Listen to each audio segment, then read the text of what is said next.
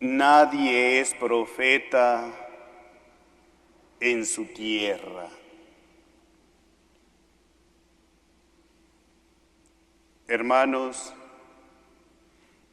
estas palabras que ya pertenecían al vocabulario popular nos vienen nada menos que de Jesucristo. A Él le sucedió exactamente eso. Nadie es profeta en su tierra. No fue aceptado en su tierra.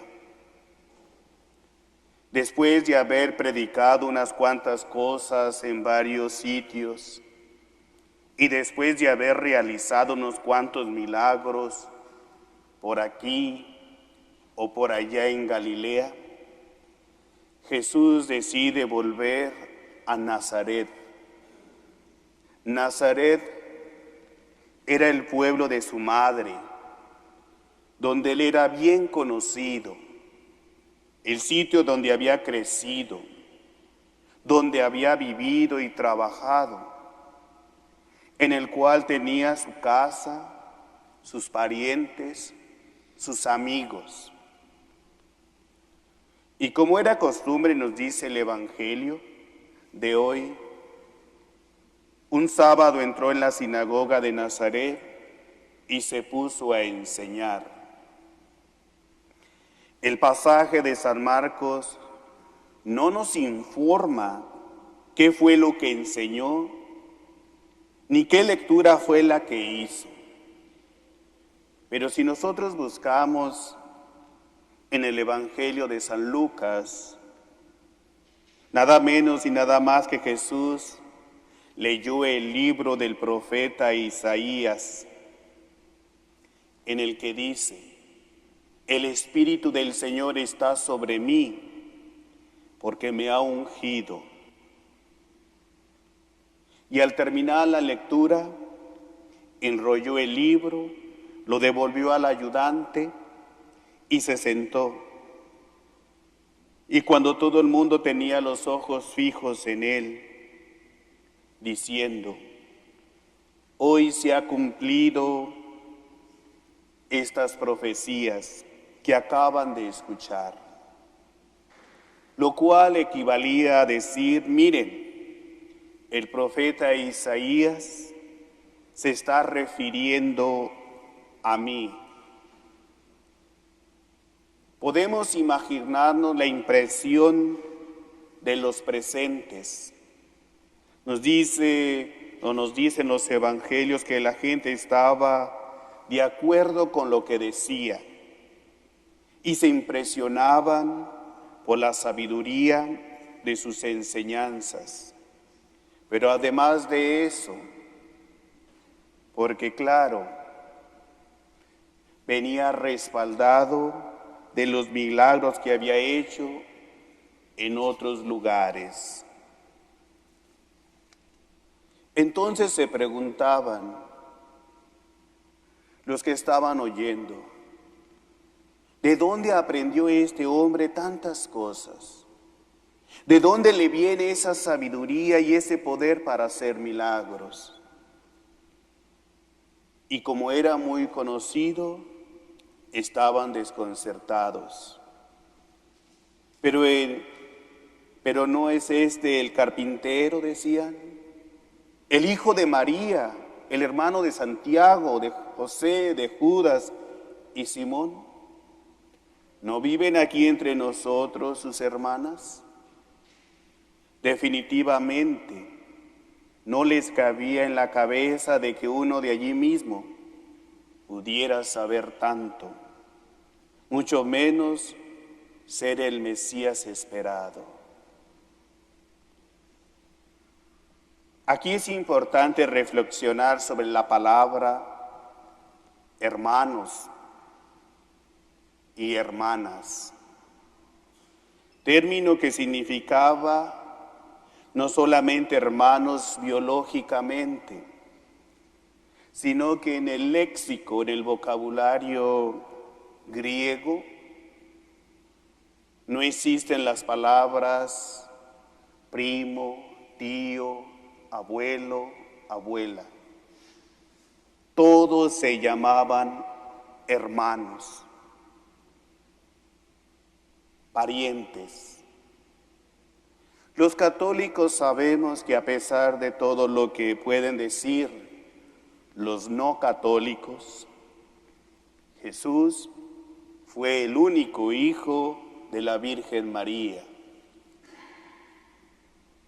Podemos ver los ataques contra Dios, contra Cristo, contra la verdad, contra la Iglesia. Y al ver los problemas causados por algunos miembros de la Iglesia, podemos darnos cuenta de que por el Señor, o que el Señor prometió que estaría con la Iglesia hasta el final de los tiempos. La Iglesia no está libre de dificultades. Recordemos las palabras de Cristo a Pedro: tú eres Pedro, y sobre esta piedra edificaré mi iglesia, y el poder del infierno no la derrotará. Estas palabras del Señor nos indican que la iglesia iba a estar sometida a muchas pruebas y ataques durante su peregrinar aquí en la tierra. Así ha sido y seguirá siendo. Y la fe está siendo atacada desde las sectas, desde los errores, desde las herejías, con lo que pretende destruirla al presentar errores como aparentes verdades, engañando a muchos católicos. Pero tenemos la seguridad del Señor de que el poder del mal no podrá vencer a su iglesia.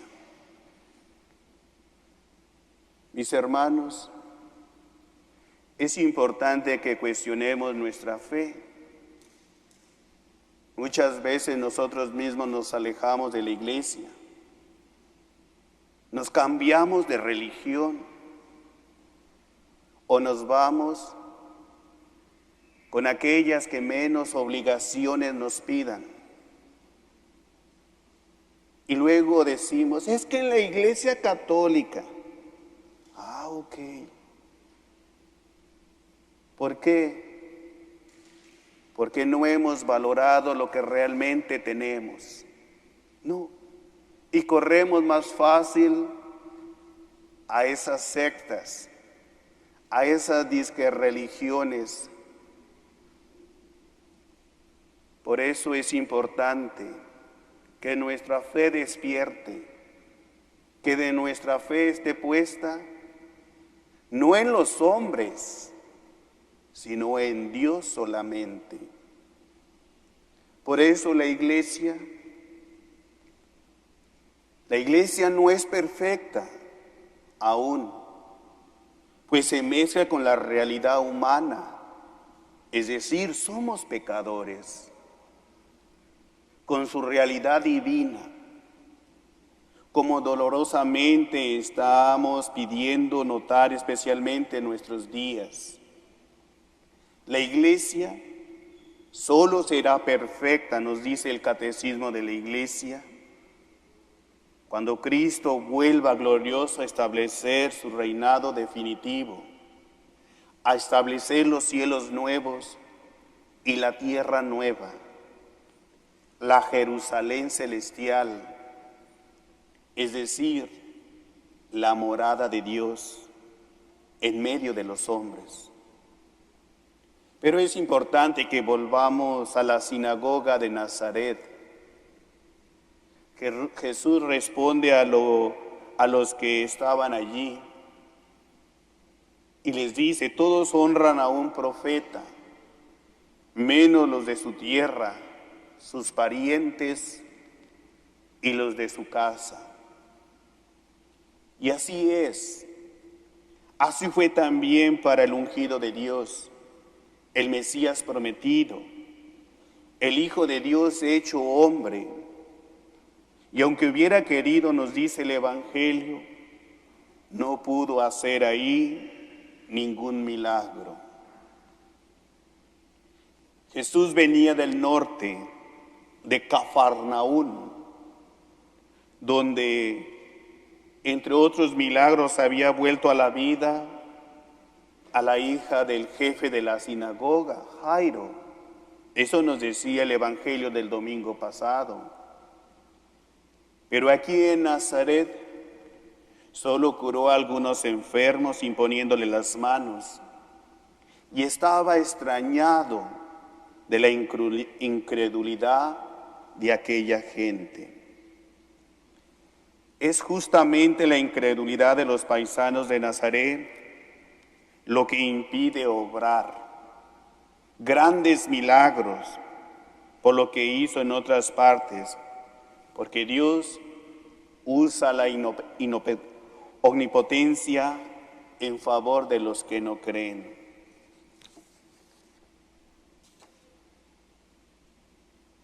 Muchas veces nosotros queremos milagros, pero los milagros es poner nuestra fe en Dios, que se haga la voluntad de Dios. Y a veces queremos el milagro con una veladora, queremos el milagro con una novena.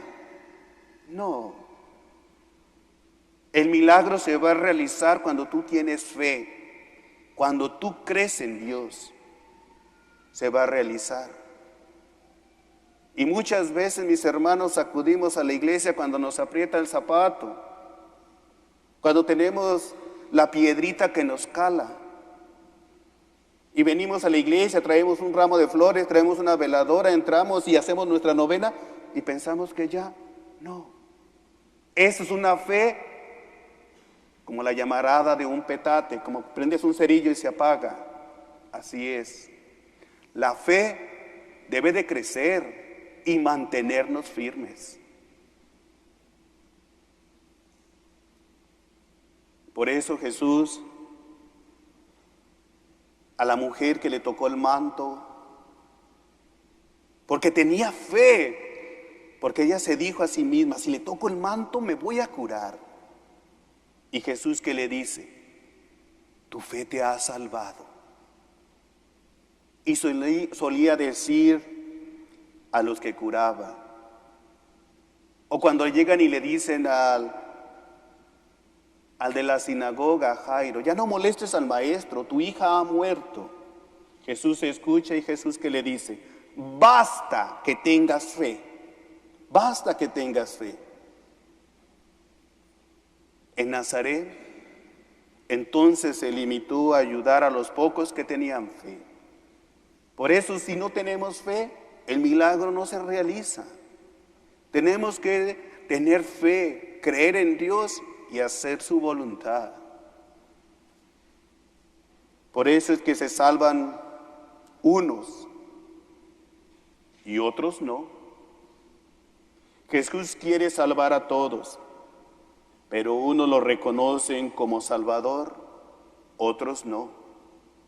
Unos se dejan salvar, otros no. Y esto es así porque para aprovechar las gracias divinas tenemos que estar dispuestos a recibirlas. De otra manera, por decirlo de una forma gráfica, es como si esos auxilios divinos, que son las gracias, se resbalaran sobre nosotros y no entraran en nuestro ser. El no tener fe, el no creer en Dios, el no aceptar la omnipotencia, el no tener confianza en sus decisiones, el no aceptar la voluntad de Dios, es como si nos hiciéramos un impermeable a la gracia, que es Dios mismo. Si nosotros nos ponemos en el impermeable, no nos vamos a mojar, pero si nos lo quitamos, nos vamos a empapar. Y debemos de quitarnos el impermeable de la incredulidad, para empaparnos de la fe en Dios. La primera lectura del profeta Ezequiel, nos recuerda también la incredulidad del pueblo de Israel frente al profeta. Ezequiel no le toca anunciar cosas muy duras y dichas durante el pueblo de Israel. En otra, la destrucción de Jerusalén en castigo de sus pecados. Dios conoce la rebeldía de ese pueblo y le dice a Ezequiel: te envío a los israelitas, a un pueblo rebelde y de cabeza dura, que se ha sublevado contra mí y me ha traicionado. ¿Y no estaremos nosotros, la iglesia de Cristo, el pueblo de Dios de hoy, igual que el pueblo de ayer? Por eso, mis hermanos, es importante reflexionar y cuestionarnos. ¿Dónde ha quedado la fe firme en Dios, en Cristo, en su iglesia? ¿Dónde ha quedado el amor de Dios sobre todas las cosas? ¿Dónde ha quedado el amor que debemos unos a otros? ¿No estaremos siendo rebeldes y traicionando a Dios también? ¿No podría hoy decirnos Dios lo mismo que dijo ayer por boca del profeta Ezequiel? Y a pesar de las rebeldías y las traiciones, Dios sigue enviando gracias y favores. Dios sigue enviando sus profetas para iluminar a su pueblo, para alentarlos contra el pecado. Lo hizo con el pueblo de Israel, pero continúa haciéndolo. Pidamos a Dios que nos enseñe a ser profetas,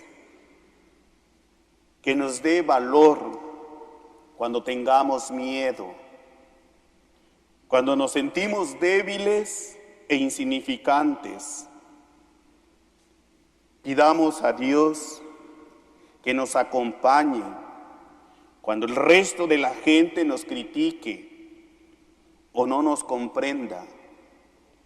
Si Dios está a nuestro lado, no hay nada que temer, no hay imposibles. Mis hermanos, hoy ora al Señor y dile: creo, Señor, pero mi fe es débil.